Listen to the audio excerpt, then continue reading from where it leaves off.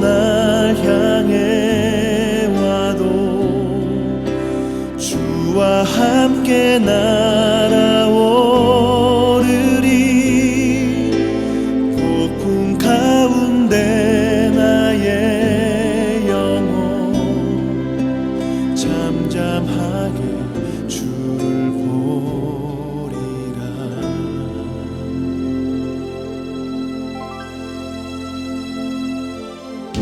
주님 안에 나 거하리.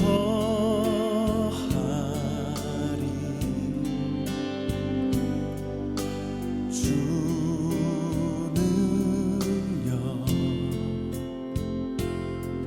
나 잠잠히 믿네. 거친 파도 날 향해 와도 주와 함께 네, 여러분들 하루 잘 지내셨습니까? 네, 아침엔 기도, 저녁엔 성경, 주님과 동행하는 삶, 코로나를 이기는 크리스천의 무기, 능력, 힘. 네, 저녁 성경 나눔 시간입니다. 오늘은 출애굽기 4장. 네,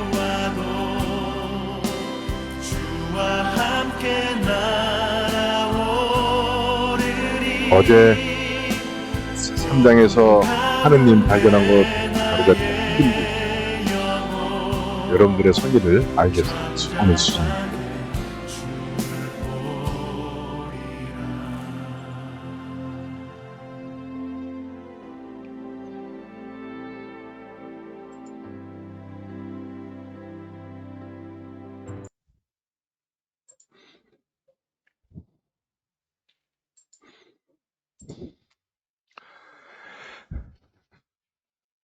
예, 이제 모세가 이제 못 가겠다고 그러니까 하느님이 그에게 무기를 주십니다. 그래서 첫 번째로 주는 것이 그 손에 들고 있는 지팡이. 그래서 지팡이를 땅에 던져라 하니까 지팡이가 뱀이 되죠. 그 다음에 그거를 그 무서움을 이기는 비결, 꼬리를 잡는 겁니다. 그래서 제가 여기다가 제목을 네 손가품에 답이 있다 이렇게 달아놨는데 더 정확하게 얘기하면 답은 우리 안에 있다 이렇게 보시면 됩니다. 우리가 그걸 미처 발견하지 못하는 거죠. 그리고 우리 안에 있는 우리가 볼 때 우리 모습이 초라하고 보잘것없어 보인다 할지라도 그것을 하나님이 축복해 주시면 그거를 기름 부으신다 그러는데 하나님께서 그거를 기름 부어서 거룩하게 하시고 사용하시면 그게 능력이 되는 거고 그게 해답이 되는 거죠. 그래서 우리 안양교회도 지금이야 우리 모습이 초라하고 연약하고 뭐 볼 거 별로 없을 것 같아도 우리가 주님 뜻에 응답해서 이제 어떤 사역, 행동에 나설 때 그때 주님께서 기름 부어주시면 그걸 통해서 놀라운 일이 일어나게 되는 겁니다. 보리떡 5개와 물고기 2마리도 그렇지 않습니까? 그냥 우리가 세속적인 눈으로 볼 땐 그거 가지고 누구 코에 붙이겠어요. 근데 그걸 주님이 받으신 다음에 들어서 축사하시고 나눠서 주게 주니까 그걸 통해서 기적이 일어나는 거죠. 그것 가지고 답은 우리 안에 있다.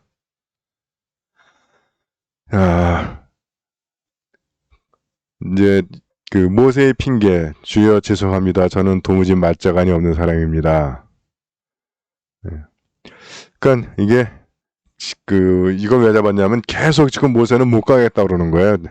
처음에는 가서 그 사람들한테 나를 보낸 분이 누구라고 소개합니까? 뭐부터 시작해가지고 계속 핑계는 이건 뭐 2가지의 이유가 있는 것 같아요. 하나는 모세가 쓴맛을 봤잖아요. 한번 자기 혈기만 믿고 자기 의분만 믿고 일어섰다가 아주 처참하게 배신당하고 배척당했죠.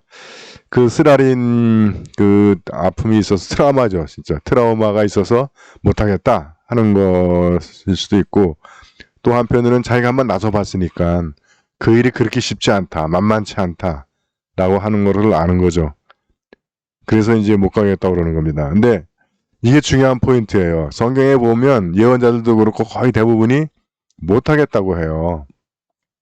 주님은 가라고 그러는데 하라고 그러는데 이게 중요합니다. 그래서 하나님이 하도록 하나님이 인정해 주는 것, 하나님께로부터 파송받는 것, 이것이 중요한데 대부분 그 단계까지 기다리지 못하고 그냥 자기 열정, 자기 의로움만을 믿고 나서는 거죠.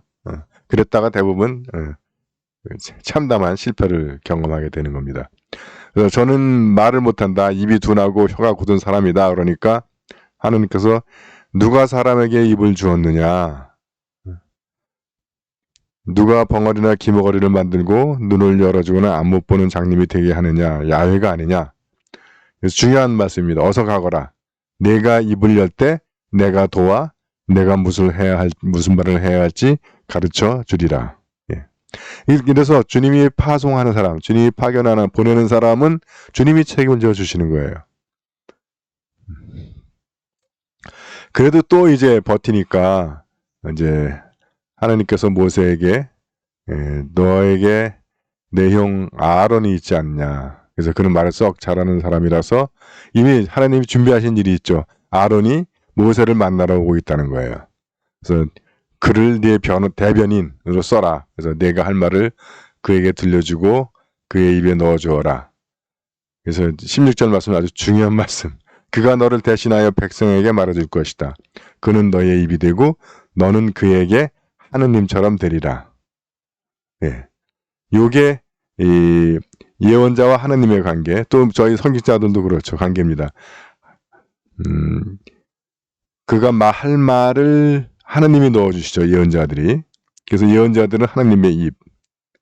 뭐 설교자나 사람들도 하느님의 입이 되어 있는데 그렇지 못할 경우도 돌아 있긴 하지만, 그래서 너는 그에게 하나님처럼 되리라. 그리고 이제 보내시면서 너는 이 지팡이를 손에 잡고 가거라. 이것으로 증거를 보여주어라. 그러면서 여기서 20절에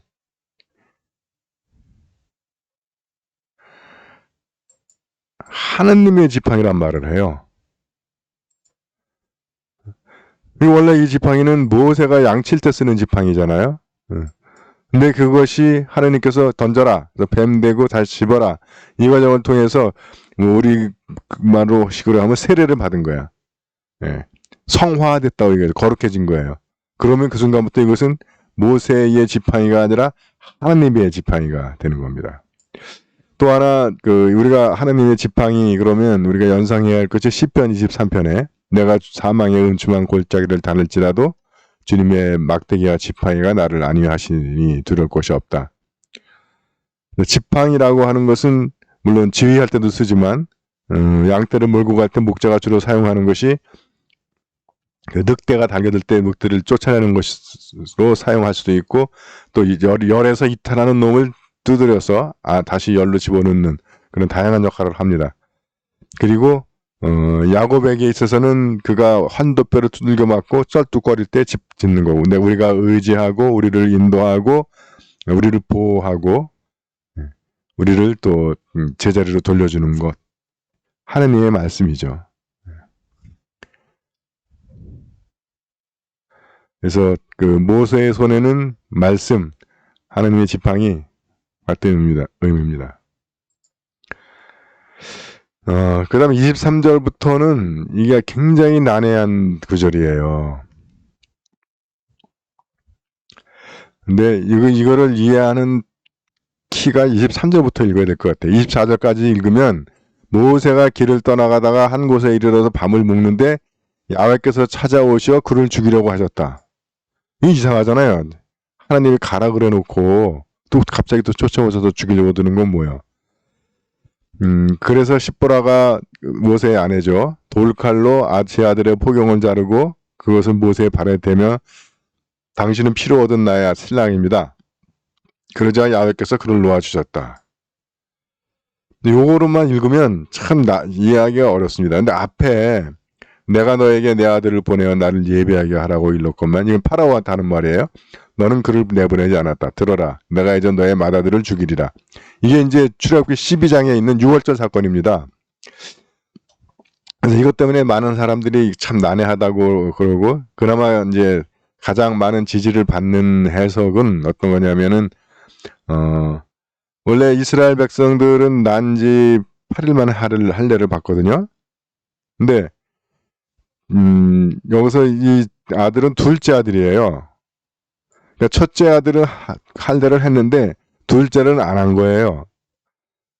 그래서 이제 많은 사람들이 이게 아마 십보라가 반대해서 그랬을 것이다. 왜냐면 십보라는 이게 하느님을 모르는 사람이니까. 그래서 이제 둘째 아들은 할례를 받지 않은 상태로 있으니까 하느님께서 이제 큰 일을 하러 가는데 모세가 뭐 두 가지 측면이랍니다. 하나는 야, 네가 네 가정도 제대로 못 다스리는 놈이 무슨 민족을 뭐 구원하느냐? 그래서 이제 죽이려고 하셨다. 라고 하는 해석입니다. 그래서 십보라가 그때 자기 남편이 아들 할례 베풀려는 걸 자기가 막았던 걸 기억을 하고는 부랴부랴 아들을 할례를 베풀고 그 피를 갖다가 발해댔다. 그래서 이제 십보라도 그 하느님의 법칙을 이해하게 돼서 이제 조력자가 될 수 있다. 그렇게 이제 해석 하나 하고 또 하나는 그 가정을 그래서 이제 이 하느님 백성의 가정, 그 원칙을 이해하는 가정으로 만들기 위한 것. 그렇게 해석하는 것이 그나마 제일 이제 많은데, 오히려 이 앞에 23절부터 보면, 이게 지금, 내가 너의 맏아들을 죽이리라. 그래서 결국 6월절에, 애굽의 사람의 맏아들 뿐만이 아니라 짐승의 맏배도 다 죽이거든요. 그거를 상징으로 보여주시는 것 같아요. 근데 그 죽음이 이 피를 문설주에 바른 이스라엘 백성들에게는 그 죽음이 임하지를 않아요. 그래서 그것을 유월절이라고 부르는데, 저는 지금 하나님께서 모세에게 가는 이제 그 해방을 위한 투쟁, 그 길을 가는데 앞으로 일어날 일에 대한 것을 상징적으로 보여주신 사건이 아닌가. 저는 그렇게 좀 생각을 합니다. 근데 아직까지 누구나 다 명쾌한 그런 해석은 아직 찾아내지 못했어요. 굉장히 난해한 본문입니다.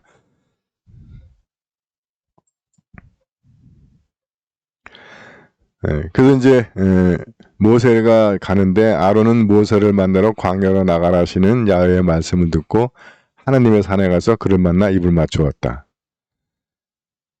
그래서 이제 모세는 야훼께서 하신 말씀을 그에게 다 알려주고 모든 증거, 그러니까 지팡이 던지고 또 손을 품에 놓았던 거죠. 그걸 보여준 거죠. 그러니까 이제 이스라엘 백성의 장로들을 모두 불러 모았다.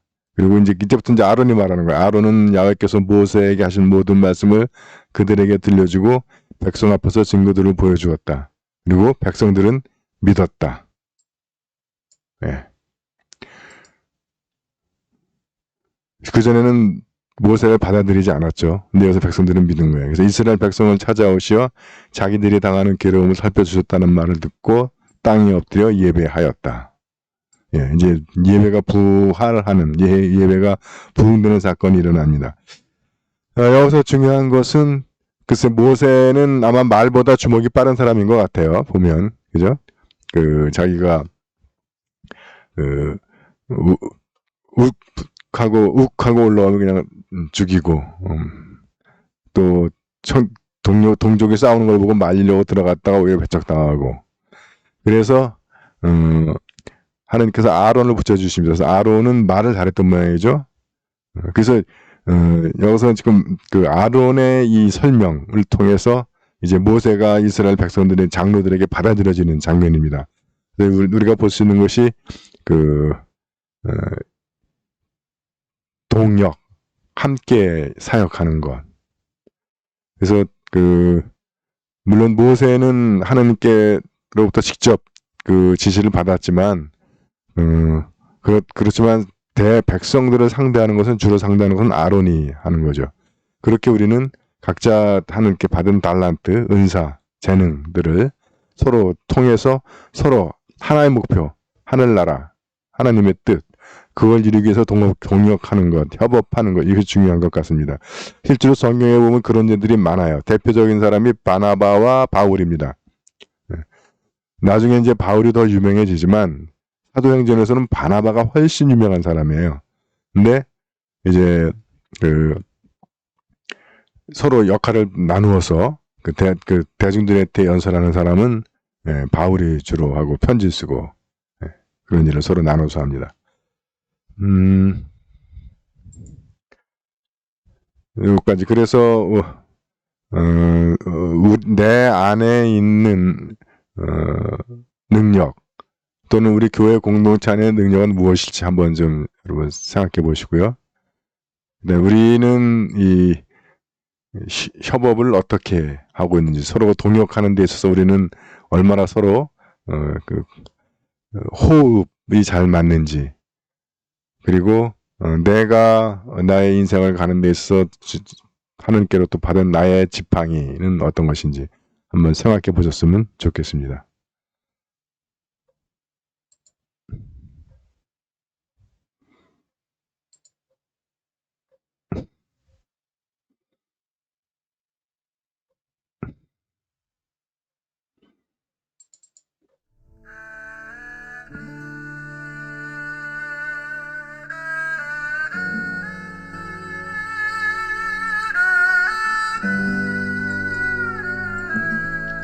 예, 여러분들 오늘 하루 수고하셨고요.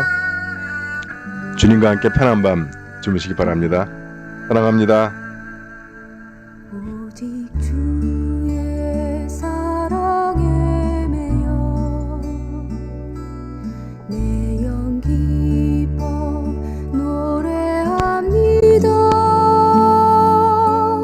이 소망의 언덕 기쁨의 땅에서 주께 사랑드립니다. 오직 주의 임재 안에 갇혀 내 영 기뻐 찬양합니다. 이 소명의 언덕 거룩한 땅에서 주께 경배드립니다. 주께서 주신